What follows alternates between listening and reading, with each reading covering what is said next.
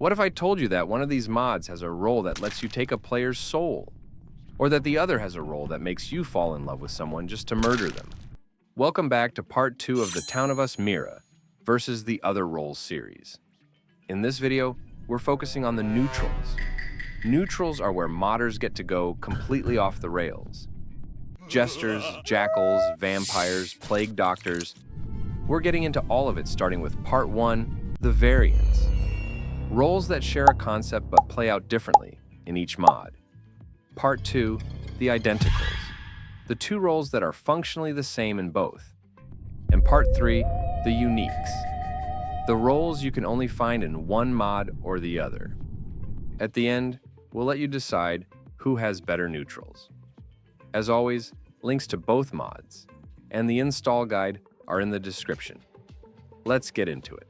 Part 1, the variants. 5 matchups here. These are the roles where both mods had a similar idea, but built it completely differently. Matchup 1, Arsonist versus Arsonist. In the other roles, the Arsonist walks up to each player and douses them one at a time. The target has to stay in range for the full douse duration, or the progress resets to 0. Once every living player is doused, you hit Ignite, and everyone goes up in flames. You have to stay alive and carefully douse every living player to win. In Town of Us Mira, the Arsonist is faster and more flexible. Instead of having to douse every living player, they have their Ignite button from the start. The key difference now is that they can actually kill people. When they ignite a doused player, all doused players die. They don't have to play the long game interacting with everyone. They can take the killing into their own hands. Matchup 2, Vulture versus Chef. The Vulture in the other roles is straightforward. Eat a set number of corpses. Win the game. You get arrows pointing to bodies. You just have to get there before someone reports them. Simple and effective. The Chef in Town of Us Mira adds some extra steps into the process. First, you have to cook a body. Then, you serve the cooked meal to another player. Hit your serving quota, and you win. But the Chef can't win solo, only alongside whatever faction wins the game, which makes it less rewarding after pulling it off. Matchup 3, Lawyer versus Fairy. In the other roles, the lawyer is assigned a client, usually an imposter or a jackal. They win if the client's team wins. But here's the trick. If the client is still alive when their team wins, the lawyer steals the client's victory. The client wants the lawyer around for the meetings, but they also want them dead. This creates a fun, backstabbing vibe between the client and the lawyer. If the client dies or is voted out, the lawyer defaults to the crewmate team as a pursuer, gaining a blank ability. Using it on someone forces their cooldown to reset whenever they use an ability. In Town of Us Mira, the fairy is the more innocent version of the same idea. You get a target. You protect them with a temporary shield. If your target wins, you win. No theft, no backstabbing, just a living guardian angel. Matchup 4, Opportunist versus Survivor. These are the do nothing, win anyway roles. The Opportunist from the other roles is the pure version. No abilities, no tasks, no win condition of your own. If you are alive when the game ends, you win alongside whoever else won. That is it. You are a parasite that can sell out anyone if it guarantees your survival. The Survivor in Town of Us Mira does the same thing at a base level, but they get a safeguard vest they can activate to become temporarily unkillable. They get a limited number of these vests per game. Both roles are very similar, but the Survivor has the vest as training wheels, plus Opportunist just sounds way more devious. Matchup 5, Plague Doctor versus Plague Bearer. I saved this for last because it is the wildest one. In the other roles, the Plague Doctor infects a starting player.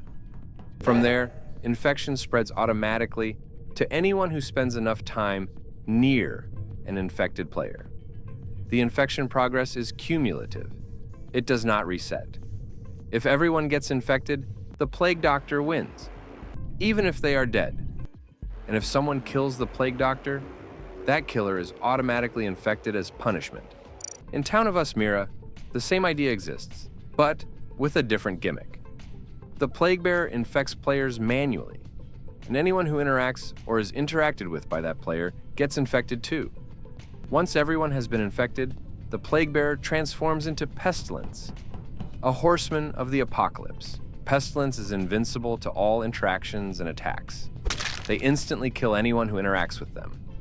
They can only be defeated by being voted out. So, yeah. Small tip: do not let them infect everyone. That wraps the variants. Now, let's get into the part of the video that takes about 5 seconds. The identicals. First up, the Jester. This is basically the GOAT of neutral roles. Get yourself voted out. Win the game. Last but not least, the Doomsayer. Coolest neutral role name in my opinion.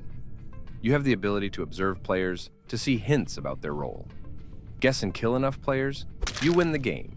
Guess wrong enough times, you're dead. Part 3. The unique roles. This is where each mod really shows its identity. The roles that exist in one mod, and one mod only. Let's start with Town of Us Mira. First, the Amnesiac. The Amnesiac does not know who they are.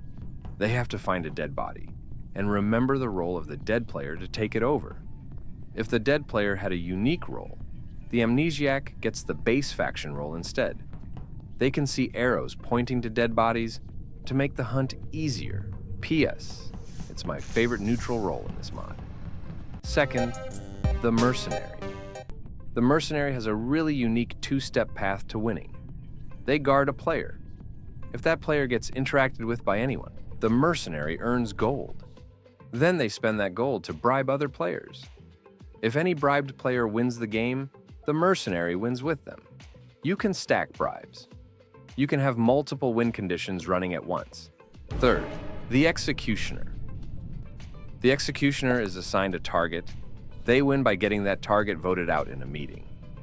If the target dies before they can be voted out, the Executioner becomes a different role, like a Jester, a Survivor, or a Mercenary, depending on the settings. The Executioner is basically the Jester's cousin. Fourth, the Vampire. The Vampire is the team-building killer in Town of Us Mira. They bite players. If the player is a crewmate, they convert them into vampires. If the player is a killer, they die instead. You can build a small vampire faction during the game, and you win by being the last team standing. Fifth, the Glitch. The Glitch is a tech-themed neutral killer with 2 side abilities. Mimic lets you take on the appearance of another player temporarily, like a morphling. Perfect for framing someone or just confusing the entire lobby. Hack lets you disable a target's abilities for a set duration, which is huge against ability-stacked crewmate teams. The Glitch wins by being the last killer standing. Sixth, the Juggernaut. Every kill the Juggernaut makes reduces their kill cooldown. They start slow. But if they get a couple of kills going, they become absolutely terrifying. It's possible to get enough kills that they stop having a kill cooldown entirely. Seventh, the Soul Collector. The Soul Collector can reap the soul of a player. When you reap someone, they die, but they leave behind a lifeless decoy that looks exactly like them, standing perfectly still in place. So you get a kill, and you also get a fake body sitting there to confuse everyone. Because the decoy is technically not a normal body, the Soul Collector cannot trigger the bait or noisemaker modifiers.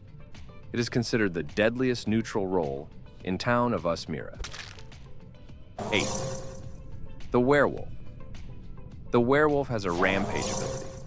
When they go on a rampage, they gain imposter vision, a drastically reduced kill cooldown, and the ability to kill multiple players in a short window. Outside of rampage, they cannot kill at all, so the entire role is about timing. 9. The Inquisitor. The Inquisitor is assigned a list of heretics, specific targets that they have to eliminate to win. They can inquire a player during a meeting to find out if that player is a heretic. They can also vanquish, which is just a direct kill ability.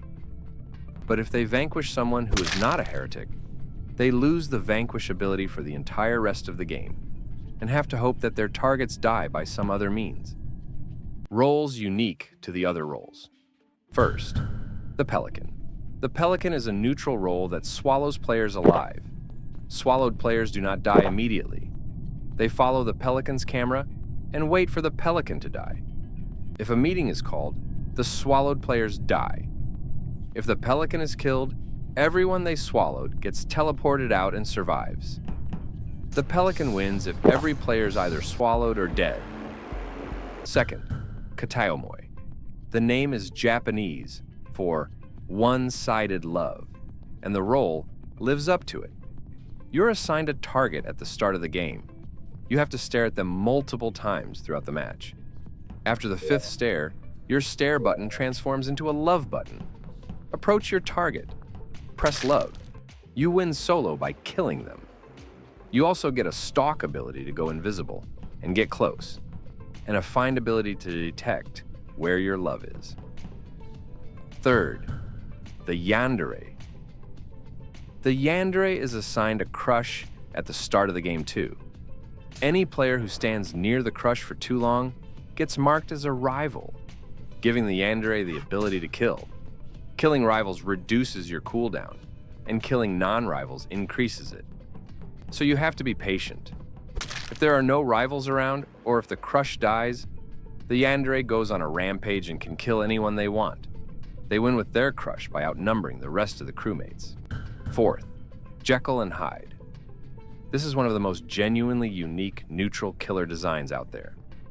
A single player, two personalities. As Jekyll, you cannot kill. As Hyde, you can kill. But you commit suicide after a set time.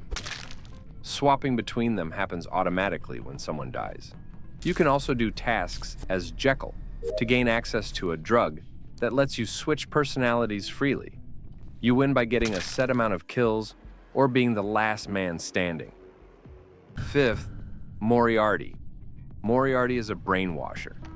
They take over another player and force that player to kill someone else. Once Moriarty hits a kill quota, they win solo. Funny enough, Moriarty gets extra points if they manage to kill Sherlock. Sixth, the Fox. The Fox is a stealth-focused neutral. Their goal is to stay hidden from both crewmates and imposters while completing their tasks. They can hide and unhide at will, becoming invisible to other players. They can create an immoralist, who is a supporter that helps the Fox win. They can even repair sabotages remotely. The Fox always knows where threats are, making them one of the most defensively kitted neutrals in the mod. Seventh, the Thief. The Thief has to kill another killer in the game, an imposter, a jackal, a sidekick, or even the sheriff if enabled. When they kill a killer, they take that killer's role and inherit their win condition. But if they try to kill a non-killer, they die instantly, like a misfiring sheriff. If they fail to kill any killer by the end of the game, they lose. Eighth, the Akujo. The Akujo creates two lover-style connections at the start of the game, a true love and a backup. True love works like a regular lover. If your true love dies, you die. But your backup is expendable. If they die, nothing happens to you. The Akujo knows the roles of both his lover and backup. The people you make don't know if they're your lover or backup, so they're forced to protect you, not knowing if they're expendable or not. Ninth, Schrodinger's cat. This one is fantastic. The Schrodinger's cat is a neutral who starts thinking they're a crewmate, but when killed for the first time, joins the killer's team. If a crewmate kills them, they become a crewmate. If an imposter kills them, they become an imposter. Their identity is literally undefined until something happens to them. 10th, the Chain Shifter. The Chain Shifter is a neutral version of the shifter from Part 1. They steal a role from any player, regardless of faction. But here's the catch. The shifted player then becomes the Chain Shifter. And now, they have to steal another player's role. And the player who ends the game still holding the Chain Shifter role automatically loses. It is a hot potato role that nobody wants to be holding when the music stops. 11th, Cupid. Cupid creates two lovers. If one of the lovers dies, all of them die, including Cupid. Cupid can sacrifice themselves to protect one of the lovers. If someone tries to kill the protected lover, the killer fails, the lover survives, and Cupid commits suicide instead. A lot of love-themed roles in this mod. And finally, the Jackal team. This is not a single role. It is a whole alternate faction. The Jackal is a neutral killer who can recruit a sidekick. If the Jackal dies, the sidekick becomes the new Jackal and can recruit their own sidekick. The Jackal is extremely hard to get rid of and is the only neutral across both mods with the ability to sabotage. Now we want to hear from you. Which neutral lineup do you prefer? Which specific role do you wish existed in the other mod? And which neutral on this list would you actually want to play as in your next lobby? Drop your answer in the comments. That is part 2 of the series. Part 3 is going to cover imposters. And trust me, that one is going to be a brawl. Hit subscribe so you do not miss it. Smash the like button if this video was useful. And this is 2. And I will see you in the next one. Wait, what the fuck? How?